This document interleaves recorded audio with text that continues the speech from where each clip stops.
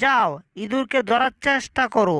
আর দূরও, এতদিন দুষ্টামি করেছি বলে এখন আমার বিবেকটাও দুষ্ট হয়ে গেছে।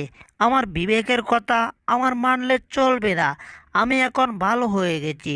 জেরির সাথে আর ঝগড়া করব না। কাগজে যা স্বাক্ষর করেছি এটাই কারেক্ট। কি ব্যাপার? মনে হয় কিছু একটা দেখলাম। আরে মাছ, এটা এখন খাবো না।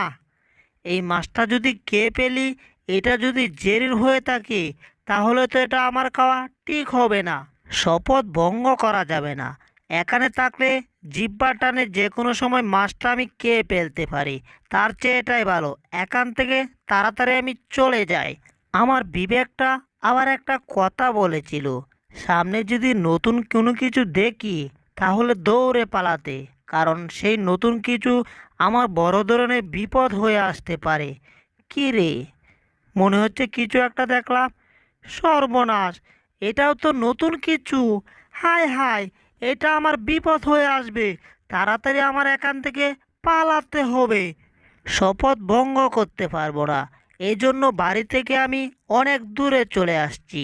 দূরে থাকলে শয়তান আমাকে শপথ ভঙ্গ করাতে পারবে না। কারণ জেরে তো এখন আমার কাছে নেই। মনে হচ্ছে আমার নিচে একটা পানির পাইপ আছে। দেখি তো, সত্যি তো। এই পাইপ যদি এখন আমি হাতে নেই, তারপর এটা থেকে পানি বের হবে। আর পানি গিয়ে একেবারে ঘরের উপরে পড়বে।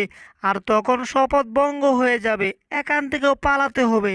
বাড়ির বাহিরেও কোনো শান্তি নাই। শপথ ভাঙ্গার সব ধরনের কারণ সামনে এসে দাঁড়ায়।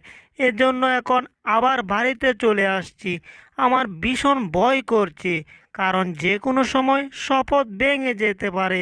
আমি এখন বুঝতে পারছি না আমার কি করা উচিত। ঘর থেকে সাবধানে সহিত বের হতে হবে, কারণ যে কোনো সময় আবার শপথ ভাঙার কারণ আসতে পারে সামনে। এই জেরি, আমি হচ্ছি তোমার বিবেক।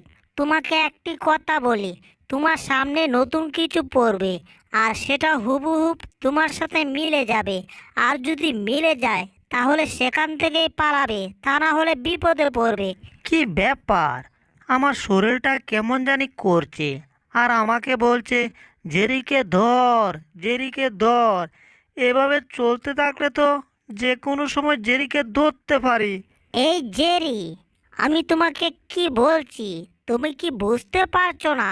দাঁড়াও, একটা বাড়ি দেই। ইয়াহু! এখন আমার কথাগুলো মন দিয়ে শুনো। কি ব্যাপার, এখনো নড়ছো না কেন? দাঁড়াও, তাহলে আরেকটা বাড়ি দিতে হবে তোমাকে, ঠিক আছে? ইয়াহু! বাপরে বাপ, বিবেক আমাকে বাড়ি দিয়ে মাথাটা একেবারে ঘুরিয়ে দিয়েছে। আমি এসব কি চিন্তা করছি? আমি হেঁটে হেঁটে যাইতে থাকি, কারণ কাগজে তো স্বাক্ষর করাই আছে যে আমার কিছুই করতে পারবে না। আর বিবেকের কথা আমি মানবো না, কারণ নতুন কিছু আমার সামনে কোনোদিন পড়বে না। আবার নতুন কি হলো? এটা কি? সর্বনাশ! এটাই তো নতুন কিছু, আমার সাথে একেবারে মিলে যাচ্ছে। এখান থেকে তাড়াতাড়ি পালাতে হবে। হা হা হা হা, জেরিকে দারুণ ভয় দেখিয়েছি। আর জেরির সাথে দুষ্টামি না করলে আমি থাকতেই পারবো না। এখনই তো সঠিক সময় জেরিকে সাইজ করার। কারণ সামনাসামনি তো জেরিকে আমি কোনোদিন সাইজ করতে পারবো না, বরঞ্চ আমি নিজেই সাইজ হয়ে যাব।